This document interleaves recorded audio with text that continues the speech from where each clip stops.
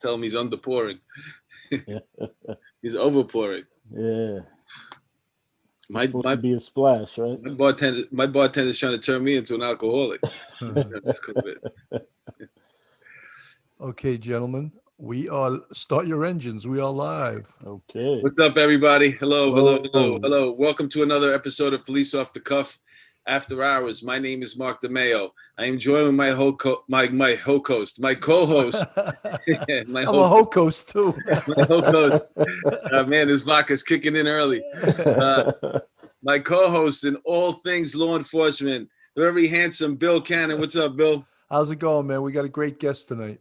Yeah, our guest tonight is he's a retired NYPD detective. He's also he was a John Jay College professor. He's the founder and the CEO of Forward Motion Life Success, Dr. Alfred S. Titus. What's up, Doctor? Hey, fellas. How you doing? Very good. Hello, everyone. Thank you for joining us. Thank you for having me. You look like you're in the squad room somewhere. Yeah. That's his buff room. This is my little buff room / office. Get away. Set up your man cave to look like the squad? Yeah, well, Hey, did you put roaches and rats in there too? Yeah. You put some roaches and rats in there? No, I definitely left that. What squads did you work in? I worked in the Manhattan Robbery Squad, and I worked in Manhattan South Homicide. I loved you guys. Yeah, I loved you guys in the Manhattan Robbery Squad, man, because I used to work in the 2-6. I used to do robberies and burglaries over there in the Ram. Yeah. And, most people get upset when you take a pattern. For our audience, if you get a string of robberies that happen and they all have the same MO, they're all similar in nature. Like, for example, they all seem to be getting hit with a stun gun or getting knocked out and they don't know what happened. Like one of the patterns that I had. At some point, once they start going to other precincts, that's when it comes a borough-wide pattern. And it just crosses precinct boundaries. I used to get so fucking pissed when he did that because a guy would do one in the 19th and I'd have 30 in the 2-3. Yeah. And all of a sudden some guy jumped into below 96th Street. Manhattan robbery, we're taking your pattern. I'm like, we know who it is, Yeah, but that's what I was getting at. I was getting at the fact that most guys, detectives, they get upset if you take their pattern. I'd be like, here, Manhattan robbery. Yeah, right. Thanks. Let me know if you need any help. Keep me posted. When did you retire? I retired in 2016. Oh, okay. So it's not that long ago. Not that long ago. 4 years. How much time did you do? I did 23 years. So wait a minute. So, okay, you came out a couple of classes after me. Yeah. What year did you come on? 93. Yeah, I came on in 92. Okay. Yeah. Bill's an old time. He came on in the 85. In the 80s. I came on. In 1970. Okay. He was part of the. Right. Wow. I came back from Nam. That's not true. I'm just saying. You guys that came back from Nam, I respect the hell out of you. They said the 1969 class was all Vietnam veterans. Oh, really? Yeah, wow. Yeah. It was like supposedly crazy. Yeah. Where are you now? I am working at John Jay part-time. And I thought you were down south or something. No, I'm right here in Long Island, New York. Oh, okay. I'm close. I don't know why, because I was reading your the thing from the company you founded, and it just seemed like you were down south for some reason. I don't know why. No. I'm all right, still so here. You're still with us. Yes. And so you retired, and what are you doing now? It's just your company? Yeah, well, I retired, and I'm teaching part-time at John Jay, and I also have two companies. I have the company you mentioned, which is a nonprofit, and I have a consulting firm, Titus Consulting, also. So, which is extra profit. Yes, so I'm making. I'm busy. You got that platinum American Express card or what? Not quite there yet, but I'm definitely working on the black card. Did you? I'm sorry. Did you get your PhD while you were still working? I started my PhD while I was still working, and it got to the final stage. The final stage of the PhD is the actual dissertation. Right. That's when you actually have to do the research. I had to retire at that point. Too much work, right? It was too much work. That was one of the reasons why I retired, because it was that point in my education where I needed to give it 100%, you know? Right, And absolutely. yeah, but I was able to get my master's while I was in the homicide squad also. So that, you know, it's doable, you Right. know. No, I got my master's when I was in the homicide squad Oh, too. you But did? Okay, yeah, I yeah. was in the 2-3 squad Okay, and I started it. And then I had all the tours I needed. I could change my tour at will. Then I got right. transferred to the homicide squad. And as you know, you got to do those 4 and 2s. And I was like, oh, Absolutely. how am I going to go to class? You know, Yeah, yeah. It's tough. it was tough. Yep. Well, you guys did it, man. God bless you. Yeah. And I started right after 9/11. So the semester Okay. after 9/11, John Jay basically just shut down. Yeah, yeah, You know? yeah. My program was going on during 9/11, and when it happened, we had to take like 6 months to 9 months off. Yeah. You know, so it kind of extended things. What is your dissertation about?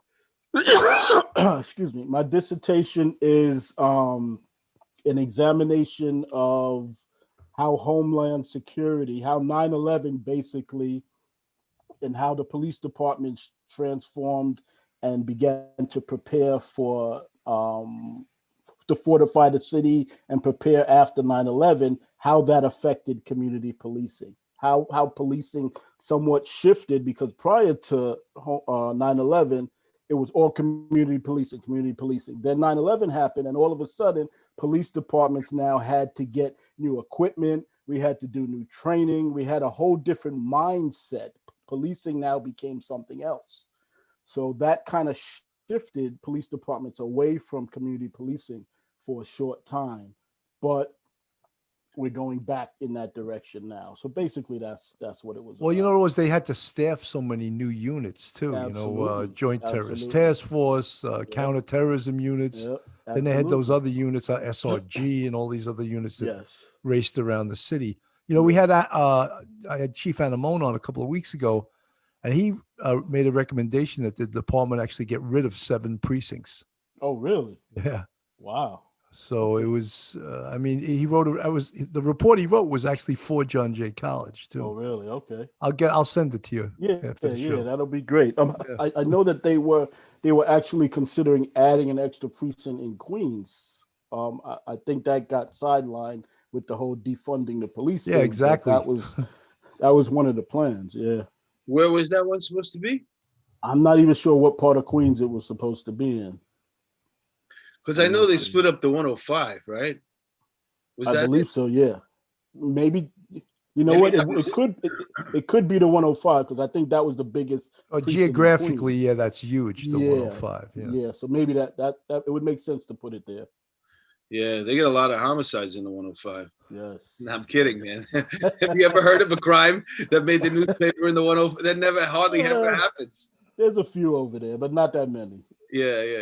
Yeah. It's gonna be another hook house for all the Long Island cupcakes. Yeah. It's very close to Long Island. It's right there, the first one. Yeah, and if you live in Long Island, you just jump on the Cross Island Parkway right there. Exactly. Yep. So I think that the elephant in the room is that we have to mention what happened yesterday in our nation's capital.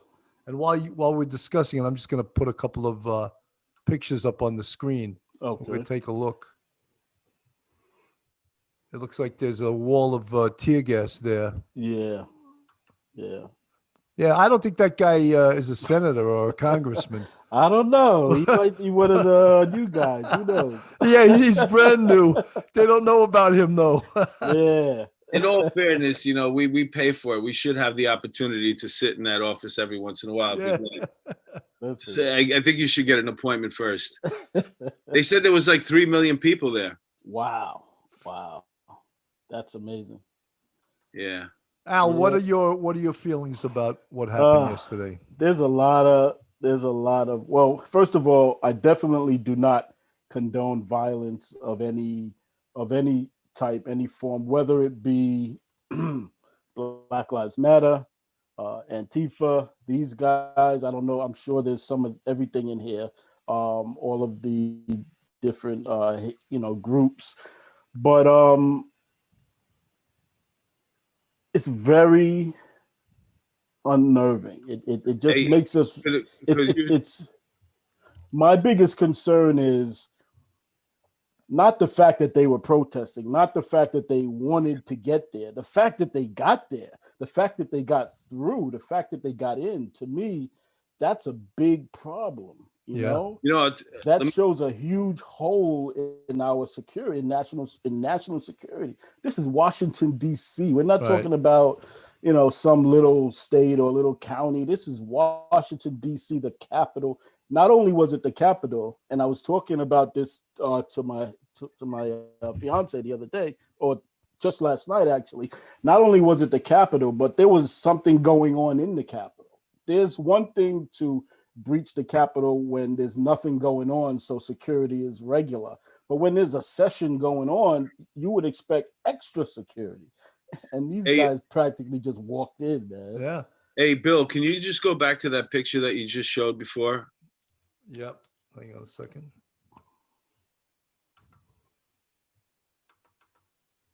Is that the one you're talking about? Yeah. Now, you see that guy's face right there? How many people, look, you see the way the guy's, how close he is? How many people at 1PP would miss that shot? Right? That's how they qualify. If you could hit that, the people at 1PP, all of them, if you could hit that, you qualify. Hey, you're mentioning about the security at the Capitol.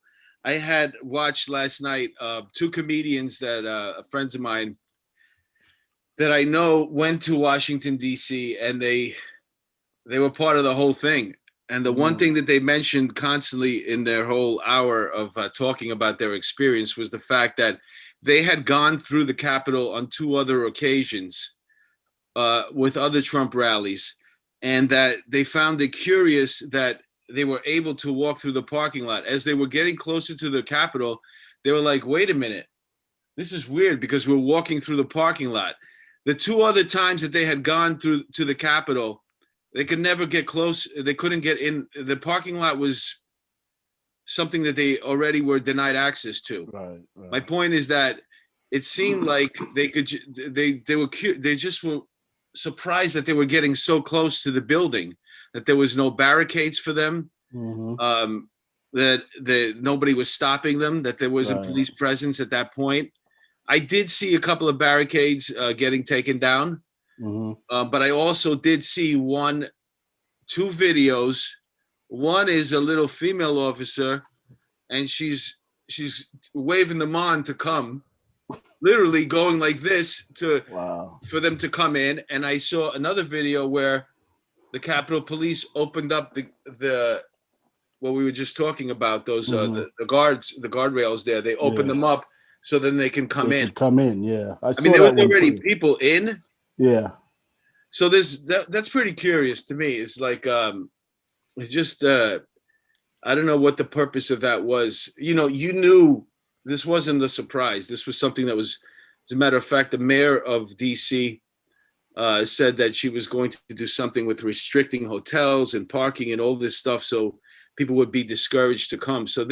And she also mentioned about calling the National Guard or having them on standby. So I don't know if you knew they were coming, what was this lack of security? Why would they do that? I don't know whether I'm not really sure. I just want to make a comment about it. I abhor what happened, and I think that it's a stain on our country and on our government.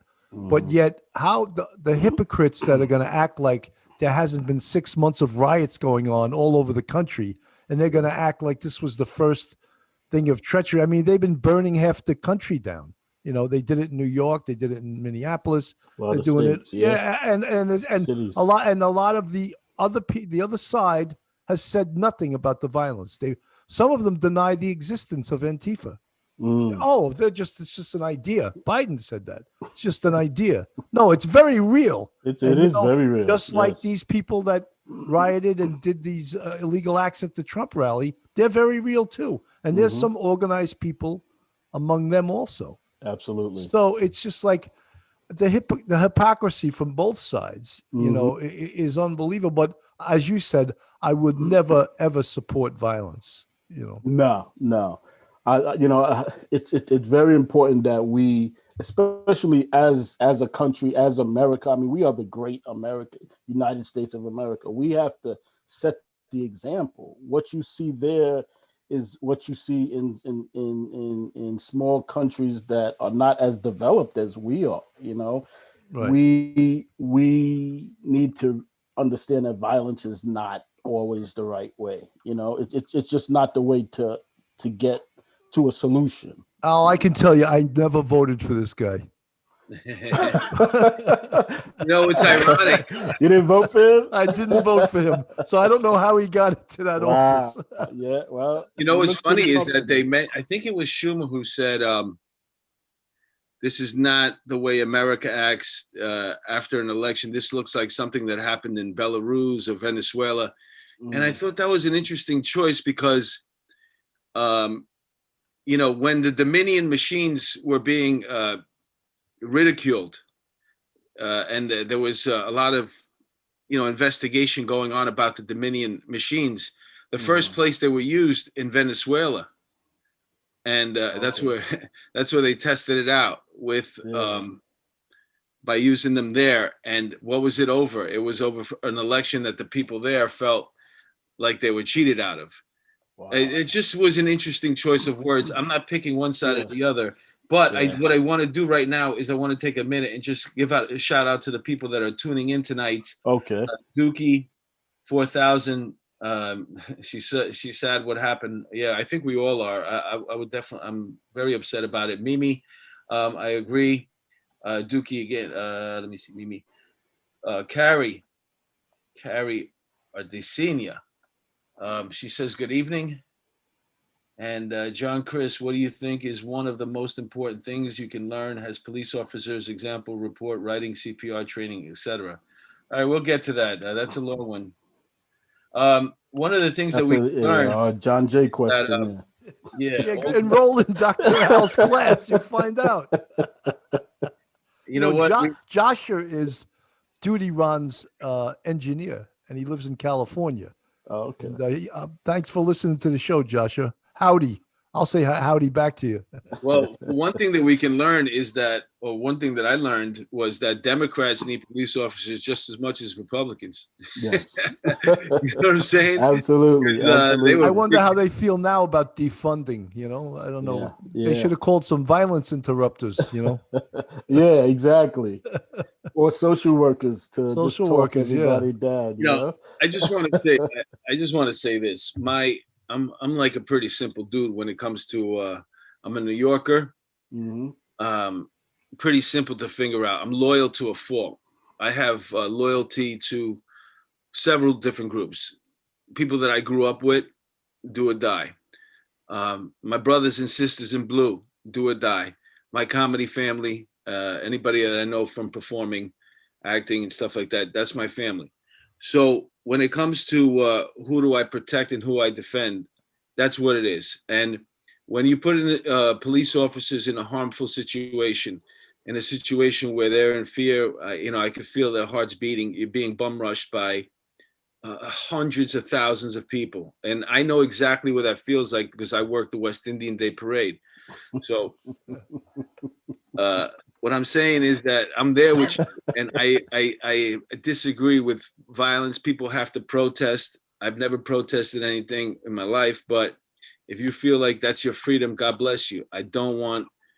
You're allowed to protest, but this rioting is not something that I'm for. I know Bill isn't for it either. This show is not for that. Mm-hmm. We're here to, for law enforcement purposes, to protect and to make sure everybody goes home safe. And what happened over there was disgusting, and it embarrasses us, globally. They're all laughing at us right now. Yeah, we're supposed to have our shit together over here. Exactly. And like you said, we're no better than Belarus, even though I don't know where the fuck Belarus is. But have you ever met anybody from Belarus? I've never even heard of Belarus, to be honest with you. But it sounds nice, though, right? It sounds like a nice place. I might want to check it out. We have to see. But back to the situation yesterday. From what I've gathered and from what I've listened to, it was everybody said the same exact thing, that the left was saying during their protest. They were, oh, it was peaceful, it was peaceful, it was peaceful. And then what happened? There was a group of people who acted out, started destroying stuff. So basically, protests on both sides are being taken over by anarchists. Yes. It's pretty obvious. Yeah. And they don't care. They just want to disrupt. Anarchists don't, they want to destroy governments. They don't really have a solution or an answer for what will happen afterwards. It's just fun to see what happens, to overthrow it or try to anyway. Yeah. Yep. So absolutely. It's interesting how they showed, I guess there's a lot of different investigations going on right now. One of the things they showed on the news was how one particular protester, I don't know if you guys saw him. He had on some kind of outfit. His face was painted. Yes, he's the most famous guy in the world right now. Yeah, he's very. You're absolutely right. But anyway, they actually showed how he's been in other protests. So they should be able to know who this guy is by now and get him out of the mix. Right. Obviously he's part of the problem. Well, yesterday crimes were committed. They can arrest these people after the fact. They can charge them federally. Absolutely. Okay, but yeah. Well, Donald Trump had that bill about the 10 years, doing 10 years for. Yes. But the thing is, if this guy is the one, if he's your poster boy, because he was so identifiable, I guarantee you, what do they got him on? Burglary. Wasn't one of the they got him on burglary. That's what they got him on. Yeah. That's all right. And now I'm pretty sure DC probably has some sort of laws that are kind of sort of similar to New York in that bail reform and yeah, you're right. And misdemeanors disappearing. You're right. So now you're going to charge. I don't care how many times you want to federal it. You want to make it from heaven. It's a trespassing charge. Yeah. We're going to get it dropped to trespassing. So that guy in particular, the guy that we're all talking about, I can't see what you're going to, he's there taking pictures with the cops. Yeah. He's in pictures with the police there. Yeah. And from what I heard from people that I watched their stuff, at some point the doors were like kind of sort of open. They were open. Right. And people who were walking in and checking stuff out. Now there's people who are destroying stuff. People who are taking stuff. I guarantee you those people are going to have hell to pay. I saw a dude walking out with the lectern. Did you see that? Yes, I saw that. I guess he needs to give speeches wherever he works, and he wants the Washington, D.C. real lectern, Yes, with the seal and everything on Al, we better not see you lecturing at John Jay in front of that. It won't be me. They seemed so comfortable too. That's the interesting thing. Yes. It wasn't like with the mask covered, running in there. They seem to be there, taking photo ops. Yeah. The whole thing was strange. Just like everything else that happened. There's so many questions to everything that went on in 2020. Yeah. Why? I'm wearing a mask to go to the bathroom, but I'm sitting down with. There's so many questions. Yeah, true. Well, hopefully this is not a sign of things to come in 2021. Because what is this? 6 days in, and chaos already. So hopefully, it's not a sign of what's to come. Dr. Al, you wrote that paper that I read that you posted it on LinkedIn. Yeah. And basically the theme of it was that we have to work with each other and we have to get back to common sense. Yes. You want to talk about that a little bit? Because that's probably the theme of what 2020 wasn't. Exactly. Yeah. And that's why I wrote the paper and I published it on LinkedIn, because I wanted everybody to just kind of get a feel for it. I was hoping to get a lot of feedback. I got some feedback, but basically, everything is left and right. There's not only is there no in the middle, but there's just no common sense to things. Our politicians seem to only be pushing their agenda without concern of what's best for the public. And that's a problem, and we continue to see it on both sides, on the Republican side and the Democratic side. So, it just doesn't make sense to me why we can't as citizens demand a middle and make sure that there's a middle, you know? Yeah, because I don't think that as a country, we've moved far left. I don't feel it. But although you see, I'm going to mention a couple of things and then you could tell me what your feeling is on it. Mm-hmm. Cancel culture. Well, that's interesting because I have a couple of businesses and, I've been shut down basically because of COVID, not the cancel culture. But I think there are groups out there that are trying to send a message and they feel like they're not being heard and they're frustrated and they feel like that's the way to go. I don't necessarily feel that's the way to go. I think the problem is not with that particular business. I No, think, Al, I'm talking about canceling out historical figures. For example, oh, okay. like Abraham Lincoln. Okay. We didn't like he did this, so we're gonna all the schools that are named Lincoln, we're now gonna strip his name from it. Yeah. Like Yeah. how Columbus. Oh my God, Columbus was messing around with some hoes in Argentina. Let's get rid of his. You know what I'm saying? Yeah. It's Yeah. like how do Yeah. you I change understand. history because all of a sudden you don't like what happened in history? Yeah. Yeah. Well, there's a lot of different ways to look at that. I can speak for African Americans that a lot of the history that we feel that we were part of seems to be absent from these history from the history books and things like that. However, the history that is there, as long as it's factual, it should not be removed. I mean, we can add to the history that's already there, but to remove things doesn't really make sense to me. Even if it's because you can point at a statue, whatever. Well, a lot of those statues were put up in the South after the Civil War was already over, just to intimidate and scare. So that's a fact. Okay. I can understand why a lot this country was founded on slavery. Yes. A lot of people. So it's it's this thing that it's not going to go away until it's actually dealt with. Mm-hmm. But that being said, we do have Ryan. His investigative group is he can't imagine how the left would have reacted if law enforcement had fatally shot someone at a BLM demonstration.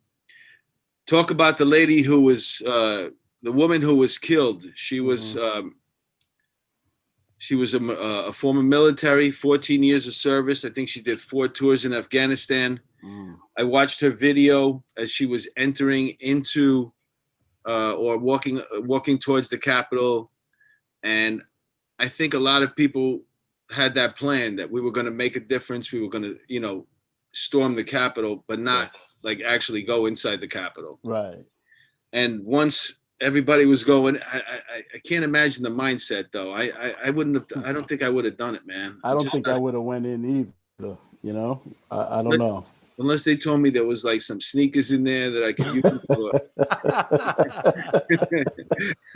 They're giving away. There's no sneakers in the Capitol, I can tell you that. I don't think so either. I saw no one coming out with Air Jordans. Or PS5s or anything like that. Did you see them coming out of Brooklyn? Remember when that video of that car stopping in front of that department store in Brooklyn and the girl, somebody gets out and they're waiting for somebody else to come out and they got all the boxes. All the sneakers, yeah. When they were looting, most of the people that went in there looting, they were like, they ain't shit in here. There's nothing in here. True. Maybe they came out with some wingtips from the congressional here, some of the congressmen. Yeah, man. That is. But that is really sad. I mean, her husband. I think her husband was on the news, or boyfriend, and he said he's watching it, and he's watching his wife or girlfriend laying there, being after she was shot, bleeding to death. I mean, it's just so sad that it got to that point. Right. How do you tell your kids or your family, she was killed in a protest riot on the Capitol Hill? I mean, that is something that's going to just go too far, man. They just go too far. That was one shot from somebody, and that's going to be at some point it's going to be thoroughly examined. Oh yeah. You know what I'm saying? Because it was apparently there was other shots fired. They haven't verified that yet, but there was Mm, also a lot of noise going on that might have sounded like shots, like windows, shots. glass breaking. You But get they actually found two live pipe bombs too Yeah, I that heard were that too. they were they were ready to go. yeah, And it's what's the word emergency service uses when they're a dud? They're inert. They were not inert. I don't know the opposite of inert Yeah, I don't though. know that one either. We need an ESU guy to tell us what the word is. Yeah, Hey, yeah. Mimi's asking us if, as a seasoned officer, do you feel the shooting was justified just because you just can't walk into the Capitol? You I think, know, okay, go ahead. I think we're thinking about like when you think about the White House, I think we think about the security surrounding the White House, and we have this vision of that anybody who would breach a certain level, they have levels, you can't will be get shot, and Mhm. that's because the president's in there. As far as the Capitol goes, I don't think that they have, that type of level of given to Of them force, as far yeah, as yeah. So right. just breaching the Capitol, apparently, from watching video and pictures with the officers there, it seems like they're in a conversation Yeah, with some of the people that breached it initially. I don't think that you can like shoot on sight. Put it that way. right, right. I don't think so either. I'm not 100% sure, but that was my first thought. You know, being in NYPD, and you know how when there's a shooting, there's a lot of scrutiny going on. It's like, is it a good shooting? Is it a bad shooting? My immediate thought was like, oh my God, how is this officer? Like, I wonder how this is going to turn out for this officer. You know, I'm not. I do not think you're allowed to just shoot upon entry either. And the person had no weapon. The person, that I think that could be a problem. Yeah. they were standing the woman was standing in a group of people. Hmm. And I hate saying the woman. I'd rather say a name because she's deceased. But Yeah, uh, I think it was Ashley. Ashley. Yes, I believe that's right. So she was standing in a group of people, which leads me to believe that she wasn't the target of that round. Mm, You know what I'm okay, saying? it's possible. Yeah. Maybe there was somebody else near her. So it was collateral. Someone on the chat is saying the video showed her trying to break glass and enter the chamber, which is when one of the officers opened fire, Oh, wow. mortally Yeah. wounding her. So, All right. Yes. it's a different story. I remember when Obama was president, one guy got into the White House I and remember Obama that. was there. And I was like, that's a shoot on sight thing, Yeah. because you're protecting the You're president. And protecting the you don't know what president. this Yeah. guy's Yeah. intentions are. They're not True. good. He True. just broke into the White House. True. Yeah. So, I mean, it is possible that because the vice president was in the room, that it was the same type of situation. It's possible. Mm-hmm. Yeah. I wonder where all the congressmen ran to. They said there's little tunnels. They can go to these Yes. little rooms and hide, like the Yeah. weasels. Most of them are, you know. That's what I heard too. Where's That my they all room? ran to the Where's my basement. safe room? Yeah, exactly. Oh man. No one said I might get killed one day, you know. I didn't sign up for this. That's right. Defund, don't defund. I Right, changed my more. mind. I changed my Prior to mind. this whole as we were leading up to what was supposed to happen yesterday and eventually did, which was the electoral college votes being uh, made public, and the up until that point, Biden or any president for that matter is the projected winner. After yesterday, they are the next president. Right. So I forget my point right now. Fuck. What were we talking about?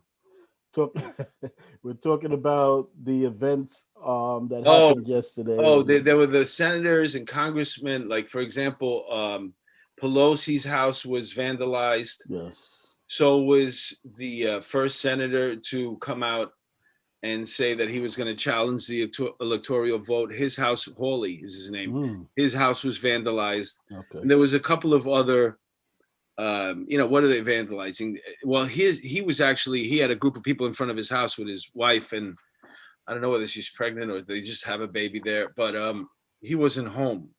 And you have all these people outside screaming and yelling it's got to be a scary situation. Yeah. It's the first time that I can remember politicians being, Targeted harassed and- at their homes. Well, Yeah. these days anyone can find out where you live. That's true. As cops, we were like, it was like a sacred thing. You didn't tell anyone where you lived, Exactly. But now anyone can find out if you're on the internet, and most of us are. Mhm. Anyone can find out where you live, you know. Yep. It happens all the time. And the same with politicians. It should be, that's being shown too, Mm-hmm. Yeah. But I mean, Yeah. again, I don't agree whether it's Democrat or Republican, anyone damaging or getting in their face or, doing anything violent to these people. That's ridiculous, Yeah. peaceful protesting. But I think that we're not sure as a country and as a media, and as a Republican or a Democrat, we're not sure what peaceful protesting is. Well, We're really not. I agree. Peaceful protesting is something that doesn't make the news media cycle. Yeah. I can't remember the last time there was a protest of any sort. I remember when I first came on the job and going to pro-life rally, and then it seemed like you had one side of the street was pro-life, the other side of the street was anti-abortion, and the camera, everybody would be with their own group and talking, and then all of a sudden the news would show up and they would set up their cameras and they would go, okay, and then everybody and then they would go to the other side, go, and then they would pack up and leave, and then the demonstration was over. Yeah. And they warmed up on us, didn't they? Didn't it always seem like they were warming up on you? Yeah. Like, and you're like, I have nothing to do with this. I'm not. You have no idea what I feel. Am I pro-life, pro-choice? Yeah. Well, a big part of why I believe that these protests always end up getting violent or destructive is it's almost like social media. Everybody puts up posts, but you really want to see how many people like it and how many people talk. You have to be noticed. It has to be recognized. And if it's not loud and destructive, like Bill said, it's not making the news. And that's the actual goal, it seems like, in most of these things. Well, I think, social media can also like jack up the crowd too, Yeah. I mean, all of these things are organized on social media, Twitter, Facebook, Instagram. Everyone knows what's going on. And then, same thing with like, you saw it when we were on the police department, where they could have instant parties and 300 people would show up just by someone on Facebook or Instagram saying party under the bridge at blah, blah, blah. And you're like, that's a problem. That's a problem. It is. Put it in a larger thing. And all right, we're having a huge protest at the White House. We want to at least, yes, people Well, think about mobilize. this. Mimi brings up a good point. She says, what about all the cops that go home with their cars in their driveway? And if obviously that doesn't really happen too much in New York City or in the boroughs, but you're in New York, we were lucky we even got a car. But if you're one of these cops in a rural neighborhood and you come home and you park your cruiser in in your driveway, or God forbid they come in to bother your house, or you're over your gumara's house for a couple hours, and the next thing you know, they're bothering your gumara when she's not home. Yeah. You don't want that to happen. That's a problem. Yeah. and definitely. and whoa. like Don't messing with my girl's house, man. Yeah, that's a problem. That's definitely a problem. Al, going back to your paper about common sense and where we go in 2021, just give us some of your recommendations as to first of all, how horrible 2020 was, and you can't talk about 2020 without the pandemic, which has caused so much of this. And but where do we go from here? Well, we need government that and administration and police departments and local government, big government that makes common sense decisions. I mentioned probably about 4 or 5 different points within the article. I started out with the simple, COVID thing. When COVID came out, or when it hit the US in February, March, mask, gloves, everybody needs mask, gloves. Why didn't the government send out, or why hasn't the government, even to this point, because they're still saying mask, Right. send everybody mask? You know, I know that it may not have been available in the beginning, but at some point mask became readily available. Why didn't they send everyone a mask, just like they send every one of us a tax bill? You Yeah. know what I'm saying? I mean, come on. I mean, it makes sense, right? If you get a refund, you get know 2 what? dozen masks. If you're not getting a refund, Exactly. buy your own mask. You mentioned that, Doctor. Common sense. How about this? In New York City, the police officers are not being offered the vaccine. Yes. Frontline workers. Yes. So That's a that's problem. an interesting point that you bring up because Yeah. it leads us right into this. It's like, what do I mean, come on, man. Okay, you say we're going to defund the police. We don't want them dealing with the homeless anymore. We don't want them dealing with EDPs. EDPs or the drug addicts, jobs that nobody else wanted. That's why we were saddled with them. But now you're going to do it. So you're not going to give us the vaccine. But in the meantime, we still have to do it. Exactly. There's no other thing in place yet. Exactly. Vaccine the freaking these cops if they want it. Because that was another thing. They were going to make it mandatory. Yeah. For law enforcement. And that you can't have what I don't believe in mandatory anything. I agree. If the I police agree. officers want to get the vaccine, they should be entitled to get it with the frontline workers because they're dealing with it on a day-to-day basis. Absolutely. But I think that shows the disdain coming right from the governor of New York State against the police because he hasn't been police friendly his whole time. No. He evidences that by releasing cop killers all the time, with bail reform, and now not giving cops the vaccine first. Yeah. It That is doesn't make totally sense. no, it makes no sense at all. Doesn't New make York is sense. so far behind on giving out the vaccine. And I think it's partially because if you want to get the vaccine, you got to go drive up to Cuomo's house and he comes out and gives it to him himself. Ever since he won that Emmy, he thinks that he's all that, He's big time now, Yeah. It's a whole different situation. But it's funny you brought that up, Mark, because when I first heard that, the first thing that came to my mind, and I'm sure you guys have seen it, is the photograph of the police officer being screamed at by a protester, and he's just standing there. I'm sure you guys have seen that picture. Yeah. And she's right in his face. And I'm like, my God, doesn't this person deserve to have some kind of protection? I mean, of course, now in this current day, they would have a mask on, but still, police officers deal with people regularly, So my whole thought is this: anyone who has to go to work when the local government says that there's a shutdown, everyone stays home, should be in round one, in my opinion.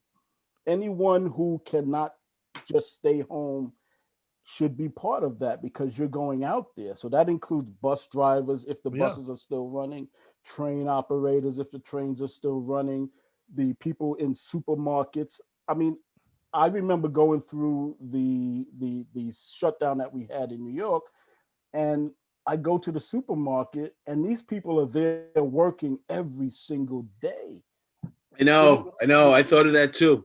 Shouldn't they get the vaccine in the first round because they're out there regardless of what happens? Absolutely, I worked every single day since this happened. MC Audio says they'll never. NYPD should really take a hard look at Anna Moan's article. Heck, bring him back on board as a consultant, which I agree with, but I don't think they would ever do because, I mean, it was, what it reminds me of? It reminds me of Bill Cannon coming to speak at the homicide course. I used to coordinate it. And we were in charge of putting together our speakers. And when it came time but at this time, I wasn't really friends with Bill yet. I had met him on a couple of occasions when he stormed into the 2-6 squad and scared the crap out of me. He used to wear this Popeye Doyle fisherman's hat. He'd come in with his that long trench coat thing. But yeah, I don't think they would want to hear from him because he's going to educate everybody and school everybody. And these people, they don't want to be reminded that they don't know everything. Exactly. That's the problem, from government to the police department to probably many other bureaucracies that exist throughout. It's just like it's there. Everybody wants to be able to like write their own book at the end because they're doing it their way. You know what I mean? Like they're not willing to learn from the past or get input from other people. It's like my way or no way. Right. You know. Well, Al, Bad situation. you mentioned community policing and that we need to get back to community policing, and Yeah. I agree with that at a certain level, but there always has to be the cops that are the 10% that are making the arrests, that are doing the real, the real hard work out there, the work that not everyone wants to do. And community policing, it has its place, shaking hands, kissing babies, and being out there and, being ambassadors with the community. And that definitely is needed, It's a good thing. Yeah, it is. Yeah, it is a good thing because if something's going to happen, if there's going to be a riot, if there's going to be something going on in the community, you need those, community affairs officers, community policing officers that are out there every day interacting with the community and not necessarily locking people up. Maybe the cops that are locking people up, those are the bad cops. We know them as the good cops, but they are the good cops. Yeah, but the community might think, no, that guy likes to lock people up, and they may get that reputation. But absolutely, but I think that even politicians fail to realize that the cops out there making the arrest are what enables people to be safe. Exactly. And that's one of the things I talk about it in John Jay, because you'd be surprised how many students I have in John Jay that want to be cops and they hate cops. And I'm like, how is this? Doesn't make sense to me. Right. But their whole mindset is they're going to get in and change the world. And I understand that, but I explain to them, listen, policing is not a light touch industry. Right. In general, there has to be police officers that are going to go out there and go toe to toe with the criminals, hand to hand, gun to gun. It has to be that. And when that happens, society or these communities need to understand, listen, this was necessary. This was a part of making our lives easier, making our lives better, safer. And a lot of people, they just don't want to see that side of it. We talked about the arrest that Warrants made during a demonstration. Okay. And it was like a textbook arrest. And de Blasio was like, oh my God, that was horrible. And we all looked at it like, no, it was beautiful. It was perfect. That was exactly, you used almost no force. Right. And they scooped the guy up and no one got hurt. Mm-hmm. And the mayor's saying, I didn't like the way that looked, It doesn't always look pretty, man. No. It doesn't always look pretty. When you got a person that's resisting or doesn't want to go, it comes time to put hands on people. And that's another thing I tell my students. Listen, all of you guys thinking about going into law enforcement, men and women, make sure you understand that you're going to have to put your hands on people every once in a while. And you better know what you're doing. If any of your students are tuning in tonight, I'm gonna educate them on something. Okay, yeah. First of all, I think you still need the 2 years of college to get on the NYPD. Yes. And most of the people that get on, or at least a lot of them, have 4 years. So now you're screaming at somebody and yelling at somebody and telling them their family, I hope your kids die of cancer, and that person is a college graduate. Mm-hmm. They're not a blue collar schmuck. They're not. That's a college graduate you're talking to right now. Mm-hmm. And another thing is, you talked about community policing, but unfortunately, when it comes down to these protests that we've been having over the summer, these people, the agitators, they come from out of state. Yes. So it doesn't matter whether you're a cop of the month. I don't know who you are. Do you know what I'm saying? Yeah. Everybody in your command, in your precinct, they know you. Hey, look, there goes Dr. Al. What's up, Dr. Al? And meanwhile, now you get hit in the head with a brick. Not to be confused with Reverend Al. Yes, please. My point is this: these people, these young cops that came on the job in the beginning of the summer and had to work every single day when they went to work. They were working some type of riot shift or whatever. Mm-hmm. They might have gone through the academy with, I'm going to make a difference. I'm going to show them this, that, and the other. Yes. And when you're out there for the third, fourth, fifth day, you get hit with a brick, somebody kicks you, somebody spits on you. Yeah. The next thing you realize is that these people on my right and my left that are wearing the same uniform that I'm wearing, this is all that I have right now. Exactly. It's us against them. I can't differentiate between who's a good protester and who's a bad right now. Mm-hmm. And the same way they can't tell who's a good cop and who's a bad. Right. And they don't believe that I'm on their side. So Absolutely. I got to be with if somebody hit me in the head with a brick, I don't know who it is. Right. Don't they know how good I am? So either quit or join the freaking ranks and be one of the troops. Yeah, absolutely. These are the ones that are going to protect you, not them. These people leave you alone, you're going to get killed. Right. The same people you're trying to, espouse to. Exactly. That point is so hard to get across to people who just don't know, who have, obviously the civilians that have never been in our shoes, man. You just don't get it. As much as I'm Black and I'm African American, I'm like, yeah, power to the people. At a certain point, I'm not Black, kind of like. From white people, I have to be blue. From white people, you know, you got somebody white on Black Lives Matter yelling at you. Exactly. Exactly. Yeah, that's crazy, right? It's a strange dynamic, but it's real. They're yelling at you, telling you, you don't know about racism. They're yelling at you. You don't know about oppression. A white privileged person. Yes. Telling you you don't know about oppression. Yes. Because you're a police officer. You're part of the. They're telling you you're part of the problem. I'm the problem. I'm the Uncle Tom. You know. Do you ever get from other Black people that you're a sellout? Oh, absolutely. Yeah. I have a story from the first day I started. Now I started pre-merge.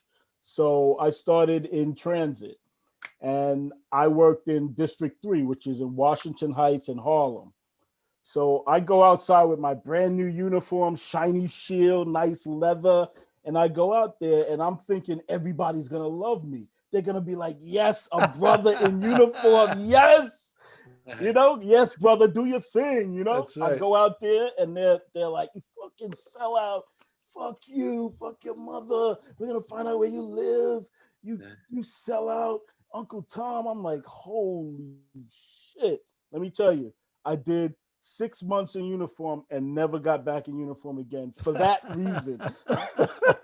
It was tough, man. Hey, transit was a tough job too. Transit was tough, man. Is a tough job. Not was, yeah, is. True. I want to give a shout out to Duty Ron. Duty Ron has a podcast also on YouTube. He's got 21,000, almost 22,000 subscribers. And he's helping Mark and I boost up our YouTube. He's actually, a lot of his fans are coming to see Police Off the Cuff now. And we're very thankful for him to help us out.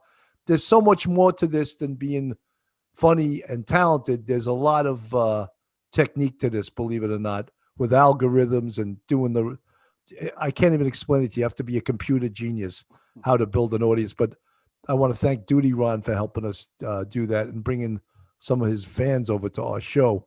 And Duty Ron, if you want, I probably can guarantee you that Dr. Al would probably love to come on your show too.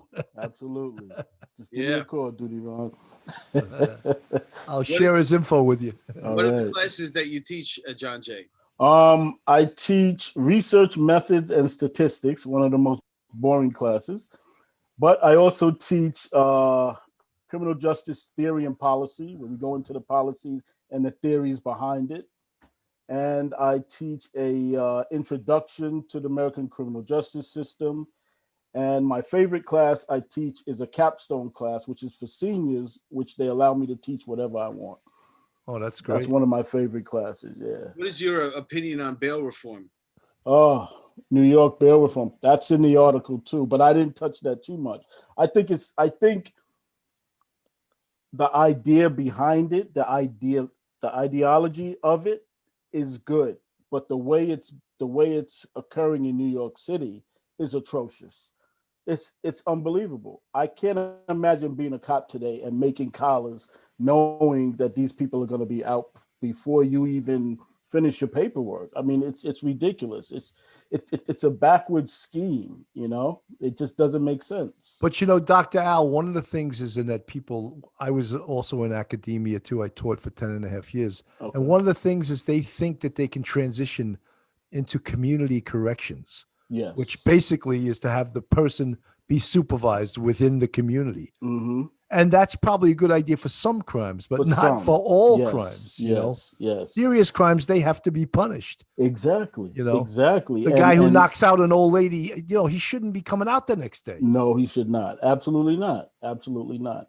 You know what? I heard this, and I'm not one on propaganda or anything, but I heard that the reason bail reform has come about and the reason why they're letting everybody out of Rikers Island is because certain people, including maybe the mayor, have a strong interest in shutting down Rikers Island because they want to use that land to develop into, some great place. And all of this that doesn't make sense to most is being done so that they'll have less people to place after they shut down Rikers Island. Absolutely. They want I don't that know piece if of that land. makes sense. Yes. They want that piece of land. It's worth a fortune. Sounds completely logical to me. It does. It does. It really does. They're sitting, what's funny about the projects is that they're all kind of sort of close to the water. Yes. Manhattan. And the reason why that was because when we're building them, the sewage systems and the way the water ran and all this other stuff, drinking water, it wasn't the way it is now. So that the closer you got to the water, the more it smelled. Okay. You know what I'm saying? Yeah. That's why all the and now that's prime real estate in the Rockaways.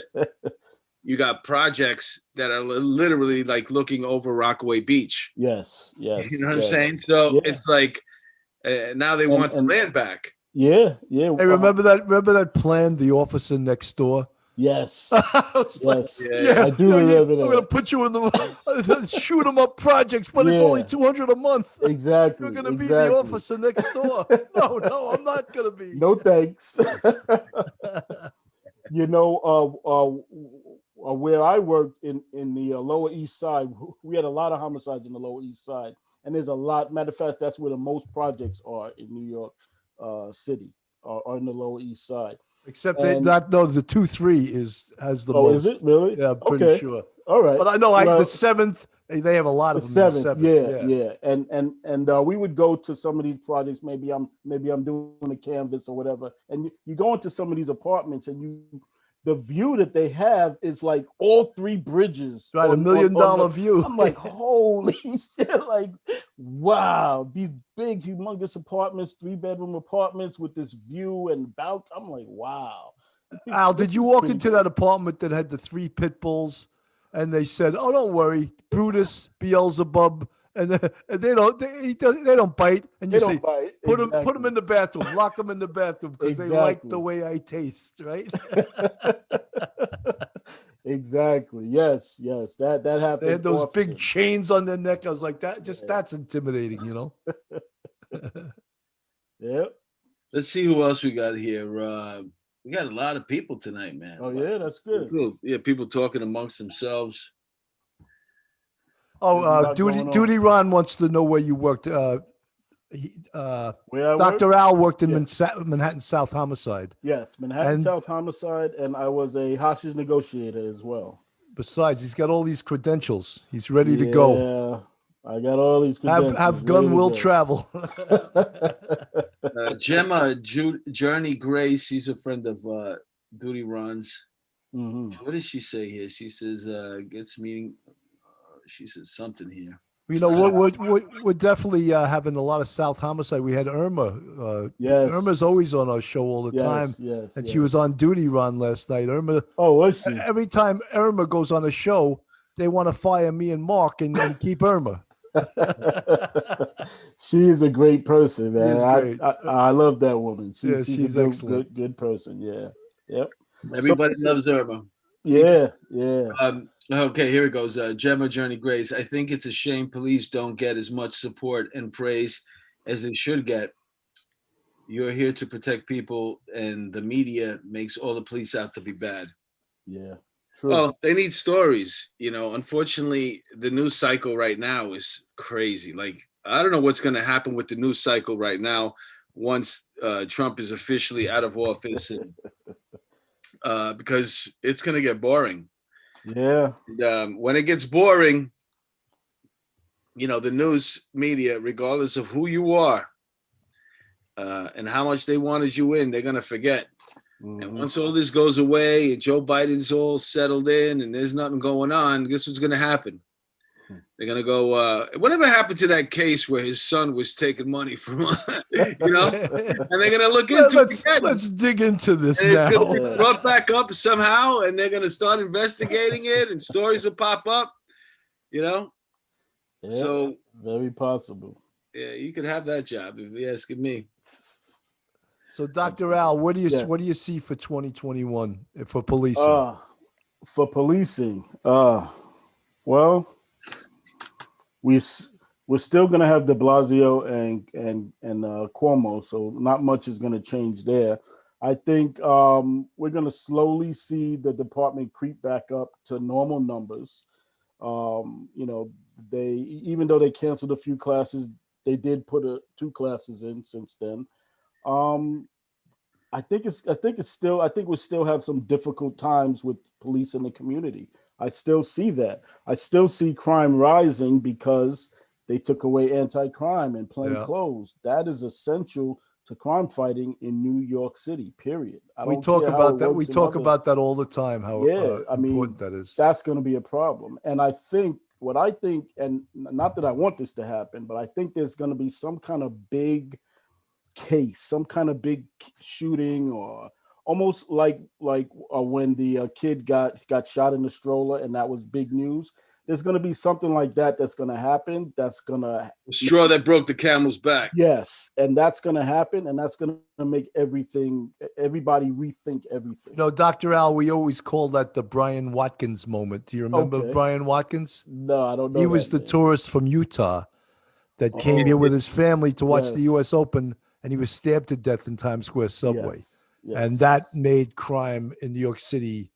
All of a sudden, everyone was like, this has to stop now. Right. Yeah, that began okay, enough is enough. Unfortunately, right now, we had a bunch of, all the people with the money have fled. That's true. That's true. Because as a result of COVID. So now you got the people with the money that fled. And if they don't come back, if we don't get back to using the commercial real estate in New York City and people go back to their offices, which I think is going to happen.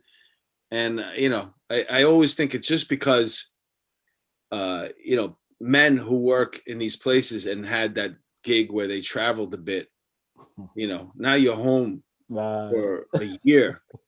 And you're Skyping your Gumad, you're like, listen, I'm gonna be back soon. I'm just waiting to get back to work. Everything's gonna be all right. You know what I'm saying? And these guys gotta get back to work, man. So the road trips, this vaccine better get out there, man, because this guy's out here. That's true. That's true. Is the mayoral election 2021 or 2022? I believe it's 2022. Okay, so then why don't you? What do you think of some of the people that are rearing their heads up in the race? It doesn't seem so promising, does it? No. Hopefully, more come into play. I know we have the guy in Brooklyn. His name escapes me. Eric Adams. Eric Adams, yeah. Even though a retired captain, not friendly to the police. Not police. Does not like the police at all. Yes, I think the situation would end up being even worse than De Blasio, as far as the police officer concerned. Yeah. Isn't that something to say? A retired captain. I know hates the police. You know. Yeah. It's difficult. Sad Yeah, very situation. sad. Very sad. So hopefully we get some more people that are interested. Perhaps Dr. Porcher, because he seems to be very. We love Darren. He is like the celebrity. Oh, forget about it, man. Of all of this He stuff. never met a camera he didn't like. He's a good guy. I love Darren. Man. Yes, He's great. He's a good Yeah, guy. he's been a guest on the show a few times, man. Oh, has he? Yeah, he's the real deal, man. Yeah. Yes, he Good is. dude. Solid. So many times No that doubt. people are going, enough. He's solid. He's solid in my book. Yes, yes. You know, Good man. as a New Yorker, we have this. You could read somebody real well. You could tell whether they're full of shit right off the bat. Right. And when somebody, is like, all right, he's good. That's it. That's all you need to know. Yeah. That's all you need to know. And he's funny. He is. He is. I think the next, depending on where it goes, if you are planning on running for mayor and you are a Republican right now, Yeah. this might be your time, because that's when Giuliani came up. Yes. Because you need someone who's tough on crime, because that's what's needed right now. Yeah. And unfortunately, the Democrats are usually more socially based. I'll just keep it like that. And as time goes by, and everybody's vaccinated and businesses start opening up, if it doesn't really steamroll back, which it won't, into what it used to be, right. Somebody's going to steal Broadway. I have a feeling like these shows on Broadway are going to move. They'll move to Texas. They'll move. The new Broadway will be in Texas, or be in Nashville, or be in somewhere else. That'll be Broadway. That would be a big loss for the city. Yeah. Oh, huge. That'd be huge. Yeah, that'll be it almost. I'm not really sure whether de Blasio, the mayor, he's done yet, destroying. Yeah. Yeah. And they're going to have to rename Lincoln Center. They don't like Lincoln anymore. Oh, yeah, that's true. That's true. They're going to name that. I mean, man, if I could, the one vision I have is de Blasio dancing with his wife on New Year's Eve on that stage. Oh, yeah. Nobody in Times Square, man. There's nothing, you can't paint a better picture, man. Could one man make everybody flee a city? You know what that, Mark? You know what that reminded me of? Remember when Governor Christie went to the beach? He was sitting on the beach, fat, just with his daughter or someone, and the beach was closed, but he went there anyway. Yes. That's what that reminded me of with de Blasio dancing. Why was the beach closed again? I forget. I forgot why it was closed. They closed. I don't remember for some reason. Yeah, I remember it was closed for some reason. And he goes to the beach, and he's like, it was a private beach. Yeah, this big whale laying on the beach, that picture when they were closed. That picture pops up in memes everywhere. Oh, it's a funny picture. All the time. Yeah, that's great, man. That is the one him in the baseball uniform. Oh, yeah, that one is funny too. Yep. I mean, who tucks his shirt in when you got a fupa like that? Yeah. A fupa. Let the shirt hang out, man. What the That's it, definitely. It's like he's a big Springsteen fan. And he's a big Dallas Cowboy fan. He would actually sit in Jerry Jones's box when the Dallas played the Giants. Oh my God, really? Yeah. I don't have to explain who I'm a fan of, Yeah. Listen, you're a fan of who you're a fan. And speaking of fans, here you go. The Mets just got Lindor. Wow. We got the best shortstop in Major League Baseball today. Are they still around, the Mets? Yeah, well, are they still around? They're still in New York. They haven't left yet. Their new owner, Stephen Cohen, happens to be the richest owner in baseball, my friend. He just got this guy Lindor, who's the best shortstop in baseball that the Yankees probably wanted, or everybody else. The Mets are on their way, my friend. Okay, all right. And before we go, because we're hitting the over an hour mark, let me see. I called Christie once when he filled in on WFAN. Guy is actually a good radio host, and that's from MC Audio. I think I agree. I think Christie's a swell guy, to be honest with you. Seems like a regular guy. Hey, listen, if I lived on a private beach, I'd freaking go out there. I don't give a shit. Yeah, why not, right? Juan Marie says, "Oh no, you just killed it, Mark." And Well, best shortstop of the Mets has been Ray Ordonez. Yeah, well, Ray Ordonez couldn't hit himself out of a wet paper bag. This guy could hit Lindor, so we were on our way. Ray Ordonez was good, though. Doctor, man, I appreciate Yes. you taking the time out to spend with us tonight. No problem. It's been a pleasure. It's been Could you hang out for a second while we pitch our Patreon page here? Sure, no problem. Bill, you want to? Oh, wow. I get to pitch it. And, Dr. Al, I also want you to know that we know your expertise is vast and varied. We didn't even scratch the surface. So you have an open invitation to come back on the show, because I know. Quickly promote my book. Yeah, absolutely. Absolutely. The person, I had promised. The personal side of policing. Yes, this is a book for anyone who is going into law enforcement, whether it be you, your nephew, your cousin, your son, your daughter. Read this book. It gives a lot of insight on the realities of being a law enforcement officer. This book was written for my John Jay students because they always had a million questions for me. So I put the answers in here and said, here, buy the book. That's great. I saw that in Dr. Porch's backpack. Oh, did you? Yeah. All right. That's good. What else you got there? Now that's what's your other book? This is a book I wrote when I first retired. And I wrote this because working in the Lower East Side, I dealt with a lot of young people who were just lost, and all they needed was a little direction. All they needed was a mentor or someone that took the time to sit down and talk to them and just guide them in the right direction. So this book is about staying focused on your plans, staying out of trouble, and just reaching for the stars. So this is a motivational empowerment type of book that I wrote. Al, that's why I said we could do a whole show just on that. And sure. we really could. They are both available on Amazon. So you can just look up the name or look up my name and they'll both come up. They're only, I think, $10 a piece, and it's even cheaper for the Kindle version, but they are available on Amazon. So, and I'm working on so many different things. I have a great workshop that I take to minority communities, and it's called How to Positively Interact with Law Enforcement. And I go there and I talk to groups of youth and adults on how to lower the stress level of the situation when you get stopped by the police, whether it be a street stop or a car stop. And, I just go into a few things that people just don't realize, that raises the stress level in the police confrontation. And right. As we've seen in throughout the years, sometimes that doesn't end up properly. So Al, that's so important. Imagine you could get to a couple of thousand kids a year. That would definitely make great. Yes. Yeah, that would definitely make a difference. You Yeah, definitely would.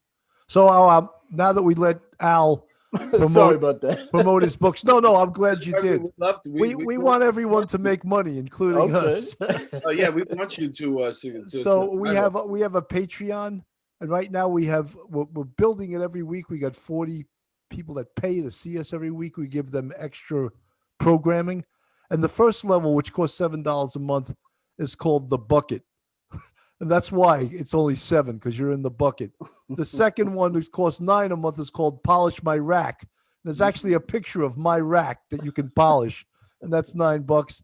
And the premier tier, $11, is dipped in butter. And we're not going to tell you what you should dip in butter, but we go over that during this show. And that's $11 a month. So if you like the material, please join our Patreon. Mark and I have been eating bologna sandwiches. We'd like to eat ham and maybe graduate to steak one day. But thank you so much for joining. Also, again, I want to shout out to Duty Ron, who is helping us get a lot of new fans onto our YouTube channel. Please hit the subscribe button if you like this stuff. Mark and I are both stand-up comics. We used to be anyway before COVID hit, and we hope to get back to that. But as you can see, there's a little tinge of humor to this show, hopefully a lot of humor. But there's also a lot of seriousness, and we cover some great topics. And all the fans of Duty Ron that are coming over to watch our show, thank you so much. And again, hit the subscribe button. And that's about all I want to plug. Mark, you got anything else you want to plug? No, well, I just wanted to say that you have a great show on our Patreon where you go through your step by step through real crime cases with fantastic detectives, and they get a lot of people. Of big, there's so many fans of that. You know, you're killing me in that. But I also have a show, and where it's a one-on-one show, and what I do is, since I've been a comedian for a long time, I have my comedian friends come on now, and we talk about a lot of stuff. But we also have a segment called Ask a Cop, where I basically answer all the stupid questions that I get from civilians that they ask me all the time. And the show's funny, and you get to meet really great comedians and or actors or just personalities, you know, that have some tie-in to law enforcement. And I got a new one that's Chrissy Mayer. She's she's a piece of work. She's on Compound Media. She was down actually in Washington. We started the show with that, and I talked to her before she actually left. She has a great podcast called The Wet Spot. That's the one I'm going to drop. The one I just dropped is Casey Aurora. He's my partner in the commercials that we do, the Optimum commercials. He's a fantastic comedian. Today I interviewed Harris Stanton, another great comic. He was actually in the vehicle with Tracy Morgan, Artie Fuqua, Jimmy Mack, Uncle Jimmy Mack that passed away. But he goes through what happened in that accident. They got hit by a Walmart truck when they were in a limousine, some type of stretch limo, and it's pretty harrowing experience. And he's a comic. He's a former baseball player. So all the episodes are insightful. They're funny. You're getting a lot of content for your buck if you join our Patreon. Good. Hey, this has been a great experience with Dr. Al. Dr. Al, on LinkedIn, would you just message me your phone number too? Sure. Your cell, so because it's easy for me to send stuff as a text. And yeah, we want to add your link for the books onto our when we post this up on YouTube. So that's one of the fans, one of the people tuning in actually mentioned that if you could add the link. Yes, that'll be perfect. Yes, I'll add the link. Perfect. And also, all of this can be found on my personal website, atitusconsulting.com. You'll see the link for the books and everything else that I'm doing. All right, man. Be careful out there. Great. All right, you guys. Thank you. Thank you for sitting in with us and giving us your time. It's been a pleasure. Thanks, Dr. Al. It's been all ours, man. All right.